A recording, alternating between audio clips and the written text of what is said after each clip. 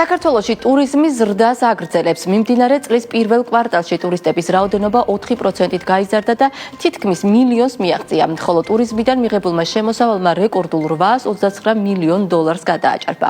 როგორია ზაფხულის სეზონის მოლოდინები, რამდენად დატვირთულია სასტუმროები, რომელი ქვეყნებიდან იზრდება ტურისტული ნაკადები და რა ეფექტი ექნება აზერბაიჯანთან სარკინიგზო და სახმელეთო მიმოსვლის აღდგენას. ამ თემის დეტალებით ჩვენი სტუმარია HSC გრუპის დირექტორი გიორგი დოლიძე. მოგესალმებით გიორგი, მადლობა სტუდიაში მობრძანებისთვის და გადაცემაში მონაწილეობის მიღებისთვის. გიორგი, შესავალ ნაწილშიც აღვნიშნე, რომ პირველ კვარტალში გვაქვს ესეთი შედეგები, ტურისტების რაოდენობა 4%-ით გაიზარდა, ხოლო სექტორმა მიღებული შემოსავლებიდან $830 მილიონი მიიღო. როგორ ფიქრობთ, თქვენ როგორ აფასებთ ამ დინამიკას და რამდენად რეალისტურია, რომ 2026 წელი შეიძლება ტურიზმისთვის იყოს რეკორდული წელი? მოგესალმებით, მადლობა ძალიან დიდი სტუდიაში მოწვევისთვის. ნამდვილად, როდესაც ჩვენ ზოგადად საუბრობდით და ვაფასებდით 2026 და ვადარებდით იმ მოლოდინებს, რა შეიძლება და ქონოდა 2025-თან მიმართებაში, საშუალოდ ყოველთვის ვარაუდობდი გამომდინარე გაზაფხულის, ესე ვთქვათ, ახლო აღმოსავლეთში მიმდინარე მოვლენებთან მიმართებაში, ვფიქრობდი დაახლოებით 5%-ით რო გვექნებოდა ნამატი 2025 წლის ანალოგიურ პერიოდებთან დაკავშირებით. მიხარია, რომ ესეც მიმდინარეობს და როგორც პროგნოზირებთ, ასე ვთქვათ, მიუყვებით ნაბიჯ-ნაბიჯ იმ წინსვლას, რაც საქართველოს ტურიზმს დღეს აქვს. ნამდვილად პირველი 4 თვე თუ არ ჩავთვლით იმ წერტილოვან ამოვარდნებს, რომელიც შექმნა ისრაელის ირგვლივ განვითარებულმა დაძაბულობებმა, მთლიანობაში იყო ძალიან ნაყოფიერი, მთლიანობაში იყო ძალიან, ესე ვთქვათ, მზარდი და დამაიმედებელი. გამომდინარე იქედან, რომ სეზონისთვის ჩვენ უკვე ვართ ფაქტიურად პიკური დატვირთულობის სეზონში შესული, რომელსაც მაღალი სეზონი ქვია, სადაც საშუალოდ შეგვიძლია თამამად გამოცხადოთ, რომ როგორ არის ზაფხულის სეზონის ჯავშნები და სასტუმროების დატვირთულობა და საინტერესოა, რომელი რეგიონი უფრო მაღალი დატვირთულობით გამოირჩევა, თბილისი, ბათუმი თუ მთის კურორტები? ამ ეტაპისთვის შეგვიძლია თამამად ვთქვათ, რომ მაღალი სეზონის კვალობაზე დაახლოებით 85-90% დატვირთულობა არის საშუალო. შეგვიძლია, ესე ვთქვათ, მაისი-რითიც დავხურეთ, ივნისი, ივლისი, აგვისტო, ზოგადად ოქტომბრის ბოლომდე ვარაუდობთ არანაკლებ 85%-ის დატვირთულობა, შესაბამისად იმ გაზრდილი ფასებით, რაც რეალურად გვაქვს ხოლმე მაღალი სეზონის პირობებში, რაც შეეხება რეგიონებს, უშუალოდ რეგიონები თბილისი არის ძალიან, ასე ვთქვათ, გააქტიურებული, დატვირთულობები ცდება ზოგ შემთხვევაში ზოგადად რო ვთქვათ, სხვადასხვა კლასის სასტუმროებზე 80-85, 75-90% ნიშნულებს. ბათუმის დატვირთულობები არის საკმაოდ მზარდი, გამომდინარე იქედან, რომ უკვე ივნისი ვიცით ზაფხულის პირველი თვეა და ბათუმშიც იწევს მიმართულებით დატვირთულობა. შესაბამისად გამოვყოფდი პირველ ადგილას ალბათ მაინც თბილისი, ბათუმი, შეიძლება ეს იყოს კახეთი, ყაზბეგი და სხვადასხვა მიმართულებები, სამცხე-ჯავახეთის, ასე ვთქვათ, სვანეთის მიმართულება გააქტიურდება ეხლა ძალიან, გამომდინარე იქედან, რომ გადაინაცვლა უკვე ზამთრიდან აქტიურ გარდამავალი პერიოდი გაიარა გაზაფხულის და გადაინაცვლა ზაფხულის სეზონზე. შესაბამისად სამთო კურორტებიც იქნება არანაკლებ დატვირთული როგორც საზღვაო მიმართულებები. გიორგი, დღეს რომელი ქვეყნები არიან საქართველოსთვის ყველაზე მნიშვნელოვანი ტურისტული ბაზრები? ვხედავთ, რომ ევროკავშირიდან, თურქეთიდან, უკრაინიდან და არაბული ქვეყნებიდან არის ზრდა. როგორი არის, თქვენ როგორ ხედავთ ეს ტენდენცია, რამდენად მდგრადი შეიძლება იყოს? საქართველოსთვის ნარჩუნდება, რა თქმა უნდა, სტატისტიკურად ის მოწინავე ქვეყნები, რომლებიც აქამდეც საკმაოდ აქტიურობდნენ. ჯერჯერობით ჩამოგრჩება ისრაელი, რომელიც იყო პირველ ადგილას გამომდინარე მიზეზების, რაც მათ ირგვლივაა განვითარებული. ამას გარდა საკმაოდ უკვე წამოვიდა და გააქტიურდა ფაქტობრივად აღდგა ემირატების მიმართულება, რომელიც ყოველთვის იყო საქართველოსთვის ერთ-ერთი მთავარი წამყვანი პარტნიორი ტურისტული მიმართულებით. ჩვენი მეზობელი ქვეყნები, ევროპის ქვეყნები არის ძალიან გააქტიურებული, გამომდინარე იქედან, რომ უკვე ფართო მასშტაბითაა დამატებული პირდაპირ ფრენები, ასევე არის ბრიტანეთი ძალიან გააქტიურებული, ამერიკა, აზიის ქვეყნები, ჩინეთი, ინდოეთი და ის სხვადასხვა, ასე ვთქვათ, აზიური ქვეყნები, რომლებიც ასევე აქტიურად არიან დაკავებულები საქართველოში მოგზაურობით. აქვე შეგვიძლია ვთქვათ იაპონია, შეგვიძლია ვახსენოთ კორეა, რადგანაც კორეადანაც იზრდება უკვე მოცულობა. ამ წელს ჩვენ გვემატება სკანდინავიიდან ივნისის თვეში გვემატება პირდაპირი რეისები, რაც ასევე გარდა ევროკავშირის და ბრიტანეთის დამატებული რეისებს კიდევ უფრო ხიბლს შესძენს საქართველოში ტურისტების მოზიდვას და უშუალოდ სკანდინავიიდან არის ხოლმე მაღალმხარჯალოვანარიანი ტურისტების ნაკადები, რაც შეინიშნება ზოგადად მსოფლიო მასშტაბით. ამიტომაც ვფიქრობ, რომ ამ წელსვე შეგვიძლია გავაკეთოთ კარგი აქცენტი სკანდინავიური ქვეყნების მიმართულებებიდანაც, ისევე როგორც ევროკავშირის და ბრიტანეთის, რაც აქამდე ვაკეთებდით. კი ბატონო, ჩვენ ვხედავთ, რომ ტურისტების რაოდენობა ფაქტია იზრდება, თუმცა შემოსავლების ძის ტემპი შედარებით უფრო დაბალი არის. საშუალოდ რომ გითხრათ, ერთი ტურისტი რა თანხას ხარჯავს ჩვენს ქვეყანაში და რა უნდა გაკეთდეს კიდევ იმისთვის, რომ უფრო მეტად მაღალმხარჯალოვანარიანი ტურისტი შემოვიდეს საქართველოში.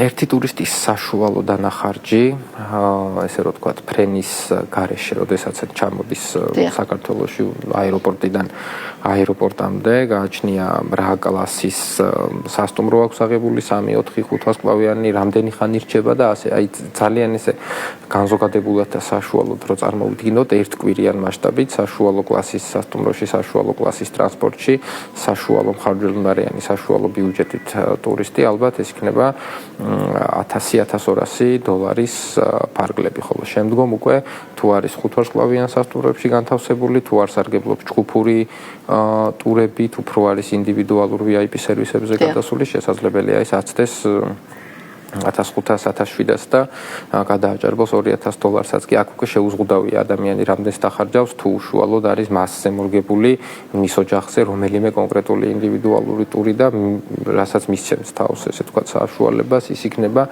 დანახარჯი მაგრამ საშუალო სტატისტიკურად რო შევხედოთ არის მოდით ესე თქვა $900-დან $1200-მდე მერყეობს ერთ კაცზე დანახარჯი 5-დან 7 დღიანი მიმართულებებით ჩამოსული ორგანიზებული ტურების კუთხით. კი ბატონო, ახლო აღმოსავლეთში არსებული გეოპოლიტიკური ვითარების ფონზე გარკვეული ბაზარზე გარკვეული კნება შეინიშნებოდა. როგორ ფიქრობთ, რამდენად მოახერხა ქვეყანამ, რომ ეს დანაკლისები სხვა ბაზრიდან შევსო? ეს იყო ძირითადად მარტის პერიოდი, როდესაც 28 თებერვალს გამოცხადდა დაძაბული ვითარებები, რა თქმა უნდა, იქონია ამან პირდაპირი გავლენა, პირდაპირი ნეგატიური შედეგი ძირითადად მარტის თვეზე. იყო ძალიან ბევრი, ესე ვთქვათ, მნიშვნელოვანი გაუქმებები, ზოგიერთი ჯავშანი იყო გადავადებული, რომელიც ეხლა შეიძლება ჩამოვიდეს უკვე ზაფხულის სეზონზე. დანაკარგები თავისთავად იყო, თუმცა აღდგენას რაც შეეხება წლის განმავლობაში რა რისკებს ხედავთ ამ მიმართულებად? წლის განმავლობაში ეს რისკი დამოკიდებულია უშუალოდ იმ ქვეყნებზე, ვინც აი ამ ასე ვთქვათ გაუგებრობებში არიან ჩარეულებენ. ჩვენ რო გავთვალოთ რაიმე რისკი წინასწარ ეგაა სამწუხარო ყოველთვის ამას ვამბობ ხოლმე, როდესაც შეგიძლია მიიღო ძალიან ბევრი ტურისტი მოიმსახურო ძალიან კარგად და შენზე დამოკიდებული რაც აკეთო მაღალ ხარისხზე და გარემო ფაქტორები ხელს კი შლის, ეგაა დასანანი და სამწუხარო წინასწარ ისე როგორც არ ვიცოდით თებერვლის თვეში რომ თვის ბოლოს ამ კედელს დავეჯახებოდით, ასევე შეიძლება დღესაც არ ვიცოდეთ რა მოხდება ხვალდაზე და აღდგენას რაც შეეხება რომ დაუბრუნდეთ თქვენს კითხვას, აღდგენის კუთხით უკვე 20-25 მარტიდან მას შემდეგ რაც ემირატებიც გაიხსნა და წამოვიდა სხვადასხვა მიმართულებებით, ან ეს იყო უფრო დაბალი სეზონი და დაბალი სეზონიდან როდესაც სეზონმაც მოიმატა და პირდაპირი ფრენების შედეგიც რა თქმა უნდა ევროპიდან აისახა მეზობელი ქვეყნები გააქტიურდა, უკვე შეგვიძლია ვთქვათ, რომ აპრილის 15-20 რიცხვიდან მეტნაკლებად, ესე ვთქვათ, აღდგა და აღარ იყო შესამჩნევი ის ძალიან დიდი დანაკლისი ისრაელიდან, რაც ჰქონდა. ასევე ემირატებში, ვინც ჩადიოდა ჩვენი მეზობელი ქვეყნებით ის პერიოდი და შემდგომ უკვე აღარ ჰქონდათ საშუალება, რომ ჩასულიყვნენ ნაწილმა მათგანმა, როგორც ვარაუდობდით, ჩვენთანაც გადმოინაცვლა და აი ესეთი ფორს-მაჟორული გადმოლაგებებით აპრილის თვეში მაინც შევძელით, რომ ნორმალური დატვირთულობის ნიშნულები დაკორექტირებული ფასებით დაგვედა.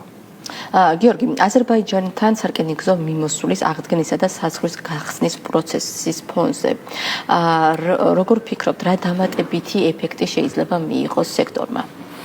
სექტორი ძალიან დიდი ხანია ზოგადად საუბრობს იმაზე და იმ საჭიროებებზე, რომ ყველა მეზობელ ქვეყანასთან აუცილებელი არის სახმელეთო კავშირი. აზერბაიჯანთან გარკვეული პერიოდი არ იყო და ეს ნამდვილად სჭირდებოდა ჩვენს ქვეყანას, როგორც ვიცით, ჯერჯერობით სამანქანო არა, თუმცა სარკინიგზო გზა გახსნილია, რაც ფიქრობ კიდევ უფრო მეტი წამახალისებელი და მამოტივირებელი იქნება ორივე ქვეყნისთვის, რომ როგორც საქართველოსთან გამყვანი, ასევე აზერბაიჯანიდან შემოყვანი მიმართულება გააქტიურდეს და არ იყოს დამოკიდებული მხოლოდ და მხოლოდ ფრენაზე. ვფიქრობ, ამ წელს შეგვიძლია მივიღოთ ის შედეგი, რაც ქვია პირდაპირ სახმელეთო გზით ორ ქვეყანას შორის დაკავშირებული ტურისტული მიმოსვლები და ამას გარდა, რა თქმა უნდა, ეკონომიკურ საქმიანობებსაც შეუწყობს ხელს სხვადასხვა კომპანიების, იმიტომ რომ კომპანიის წარმომადგენლებს შეხვედრებზე, გამოფენებზე, სხვადასხვა B2B სამიტებზე მხოლოდ ფრენით და ესე ვთქვათ, ბილეთების ხარჯით შეგეძლო რომ წასულიყავი, ამიტომ რაც უფრო გამარტივდება და უფრო გაიოლდება ქვეყნებს შორის მიმოსვლა, იქნება ეს სახმელეთო, სარკინიგზო, სამანქანო თუ ასე შემდეგ, რა თქმა უნდა, ყველაფერს უწყობს ხელს და ნეგატიური კუთხით, ამას ალბათ ვერც ერთი მიმართულებით ვერ შევხედავთ, იმიტომ რომ ყველა გადმოსახედით იქნება ეს ეკონომიკური წინსვლა თუ ტურიზმის ეფექტიანობა, ყველაფრისთვის პერსპექტივაში არის ძალიან პოზიტიური და კარგი სიახლე. აი, ბოლო პერიოდს თუ გადავხედავთ, თვალშისაცემია, რომ განთავსების ობიექტების რაოდენობა ქვეყანაში მნიშვნელოვნად არის გაზრდილი. არსებული ტურისტული ნაკადები რამდენად საკმარისი არის ამ ინფრასტრუქტურის დასატვირთად? გაზრდილი არის კი ბატონო, უშუალოდ 3-დან 4 ვარსკვლავიან ობიექტებზე არის ძირითადად საუბარი, როგორც ბრენდული, ასევე არაბრენდული სასტუმროები. ეს ერთის მხრივ ქმნის, რა თქმა უნდა, კონკურენციას და ხანდახან უწევთ ოპერატორებს, მენეჯმენტს, რომ ფასებიც დააკორექტირონ გამომდინარე გაზრდილი კონკურენციის. კიდევ უფრო გამწვავდეს. კიდევ აქეთკენ მიდის ზოგადად ყველაფერი, თუმცა ფეხს უწყობს ტურისტების ნაკადის ზრდაც, რაც ძალიან სასიხარულოა, რომ წლიდან წლამდე საშუალოდ 5-6%-იანი ზრდა მაინც გვაქვს ტურისტული ნაკადების და სწორედ ამიტოა, რომ ამდენი ბრენდია დაინტერესებული საქართველოში სასტუმროების, ასე ვთქვათ, ფრანჩიზების გაცემით, ან უშუალოდ მართვით, ამდენი ინვესტორია დაინტერესებული სასტუმროების, რა თქმა უნდა, გახსნით. ეგეც აქტივობა არის ძალიან დიდი აჯანყში თბილისში. საქართველოს მიმზიდველი არის. საერთაშორისო ბრენდებისთვის და გლობალური ესე ვთქვათ, ორგანიზაციებისთვის საქართველოში ბიზნესის კეთება ტურიზმის სფეროში, რა თქმა უნდა, ესე წლიდან წლამდე არის მზარდი და მოთხოვნადი. და რო გადავხედოთ და შევაფასოთ წლების წინ რამდენი ბრენდი ყავდა რა რთულად მოსაპოვებელი და ამ პერიოდში რა კარგად და ესე ვთქვათ, იოლად შეგვიძლია დავარწმუნოთ საერთაშორისო ბრენდის ხელმძღვანელები, რომ საქართველოში მოგვცენ საფრანჩიზო შეთანხმებები ამა თუ იმ ობიექტის გასახსნელად, ეს ძალიან სასიხარულოა, იმიტომ რომ სწორედ ჰაბად იქცევა, გაძლევს საშუალებას, რომ რეგიონში იქცე ერთგვარ ტურისტულ ჰაბად, სადაც ნებისმიერი კლასის, ნებისმიერი ბრენდის სასტუმრო შეიძლება რომ იყოს წარმოდგენილი, იყო 4 სეზონის მიმართულების ქვეყანა და ძალიან ბევრი რამე იყოს საქართველოში საკეთებელი. ხაზგასასმელია ის, რომ ბოლო პერიოდში უფრო გააქტიურდა გასართობი, საერთაშორისო გასართობი ღონისძიებების დაგეგმვა და ჩატარება.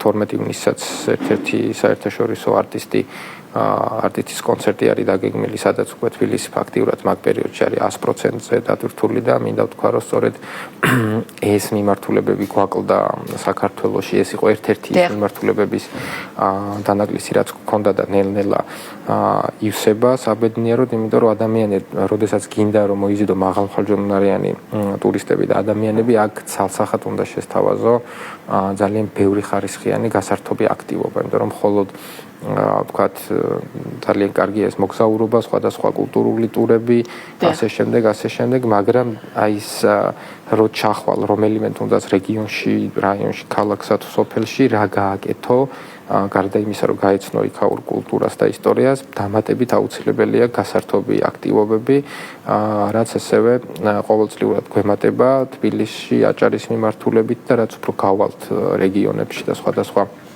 თუნდაც არასეზონზე გავაკეთებთ მსგავსი ტიპის თით ღონისძიებებს, უფრო მეტ ასე ვთქვათ, ხმას გავავრცელებთ ჩვენს ზოგადად რეგიონში, ევროპაში და მსოფლიოში, რომ საქართველოში ხდება კარგი ამბები და საქართველოში ჩასვლა არის ძალიან კარგი და ძალიან მარტივი, რაც უკვე 2025 წლიდან არის ხელმისაწვდომი ამდენი ფრენის წყალობით. კი ბატონო, ძალიან დიდი მადლობა გიორგი სტუმრობისთვის, დაგემშვიდობებით, წარმატებებს გისურვებთ. HSC გრუპის დირექტორი გიორგი დოლიძე იყო ბიზნეს პოსტის სტუმარი. დღევანდელი გადაცემა ამით დასრულებულია, ჩვენ ერთმანეთს შევხვდებით ხვალ ნახვამდის.